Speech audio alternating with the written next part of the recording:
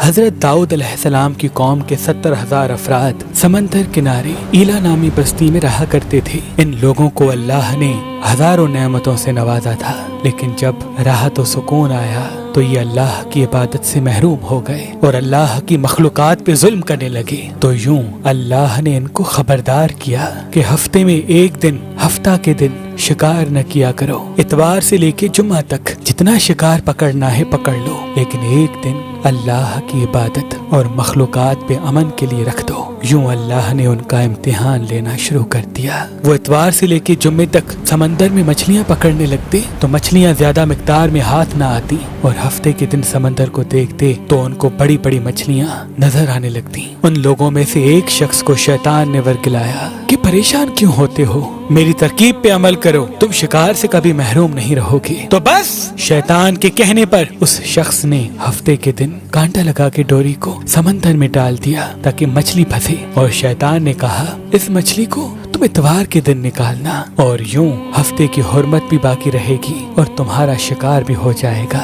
बस शैतान की बताई हुई तरकीब पे हफ्ते के दिन मछली फंसी रही और वो इतवार के दिन निकालता और खुशी से खाता। जब आसपास के लोगों ने पूछा तो उनको भी ये तरकीब बताने लगा, और यूं उस कौम के कुछ लोग हफ्ते के दिन मछली पकड़ने के लिए जाल फेंकते और इतवार के दिन निकालते, और कुछ ने तो उस समंदर में से नालियां बना के छोटे छोटे तालाब बना दिए, खड्डे बना दिए, ताकि हफ्ते के दिन जैसे ही मछलियां यहाँ से गुजरें तो इन तालाब में फंस जाएं और हम इतवार को इन मछलियों को निकाल के पका के खाएंगे। उस गाँव में कुछ अल्लाह के खास बंदे भी मौजूद थे जो कहने लगे, ऐ लोगों, अल्लाह ने हफ्ते के दिन शिकार करने से मना की है। ये जो तुम जाल फेंकते हो या छोटे छोटे तालाब बनाते हो, इनमें हफ्ते के दिन अगर मछली फंसती है तो ये शिकार हफ्ते के दिन का होगा। अल्लाह के अजाब से डरो, अल्लाह की नाफरमानी ना करो। वो लोग उन लोगों का मजाक उड़ाने लगे कि हमारी जो मर्जी होगी हम वो करेंगे। अब उन बस्ती में 3 ग्रोह बन गए। एक इन 70,000 में वो लोग थे जो उन नाफरमान लोगों की बार बार इस्लाह करते, दूसरे वो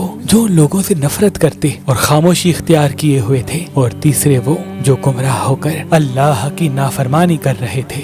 तो यूं नेक बंदों ने उस बस्ती के बीच में से दीवार को खड़ा कर दिया और ये हुक्म नाफिज किया कि अल्लाह की नाफरमानी करने वाले उस तरफ हो जाएं और हम जो अल्लाह के फरमाबरदार हैं वो इस तरफ रहेंगे। वो सालेह लोग बार बार उनसे कहते रहे, ऐ लोगो, अल्लाह से डरो। कौमे समूद, कौमे लूत का जो हश्र हुआ उसको याद करो, अल्लाह की नाफरमानी ना करो वरना तुम पे भी कोई अजाब आएगा। वो सारे नाफरमान जिनकी तादाद तकरीबन 12,000 थी, सब हंसते रहे कि ये तो सब किताबी बातें हैं, हम पे कोई अजाब नहीं आएगा। बस जैसे ही वो गिरोह 2 हिस्सों में तकसीम हो गया, एक वो जो अल्लाह के फरमा बरदार बंदे दीवार के उस तरफ थे और दूसरे वो जो नाफरमान बंदे जो दीवार के इस तरफ थे। वो नाफरमान पूरी रात हंसते रहे, मजाक उड़ाते रहे, और वो अल्लाह के खास बंदे दीवार के उस तरफ अल्लाह से माफी मांगने लगे। बस जैसे ही सुबह हुई वो नेक सालेह इंसान उठे,